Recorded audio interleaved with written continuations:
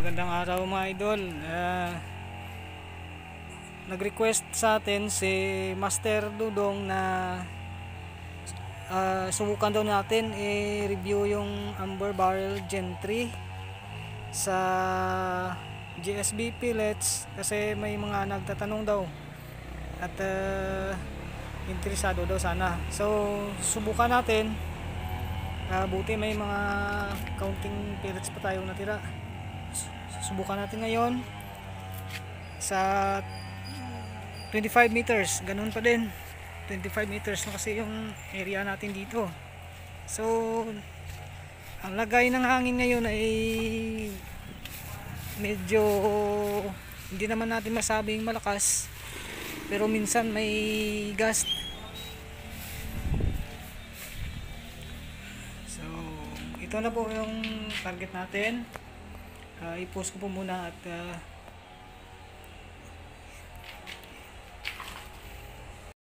so ito na po siya. Babalik na ako doon at mag-uumpisa na. Okay.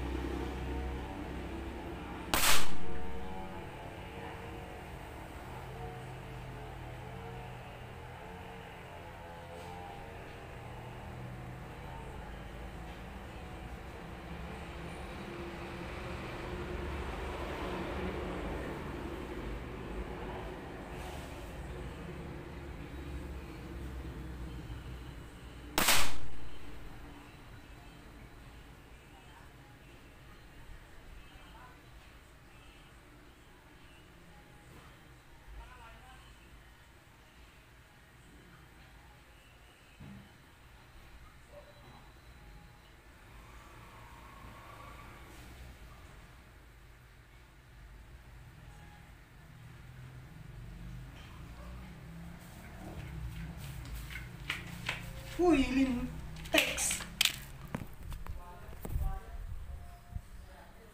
Puta. Hey. Sa kasamaang palad po, hindi po natin nalaglag yung cellphone natin. Whew. So, ito na po yung naging result. Yung neck. Ito po. Ayan. Mahirap talaga kalabanin ng hangin.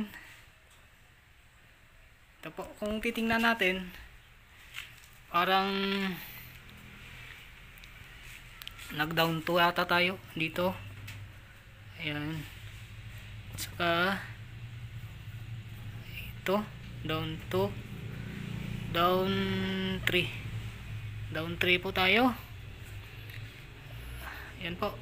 Kasi diyan talaga hindi maiwasan talaga yung gas ng hangin. Natumba ang cellphone natin eh.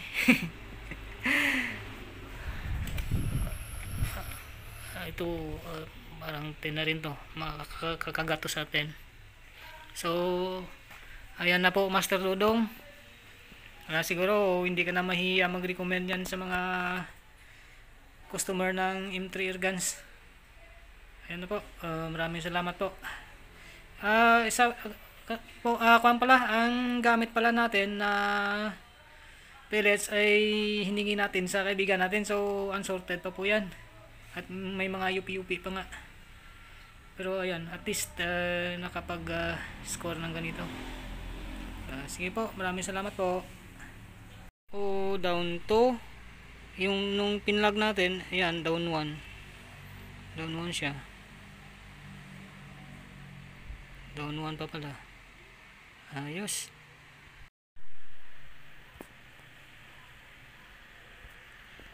Kung napansin po ninyo mga idol, dito kung saan tayo nag 9 at saka nahulog yung cellphone ko dahil sa biglang nag-gust yung hangin.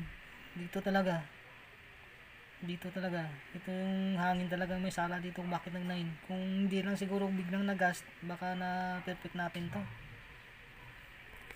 Ayun.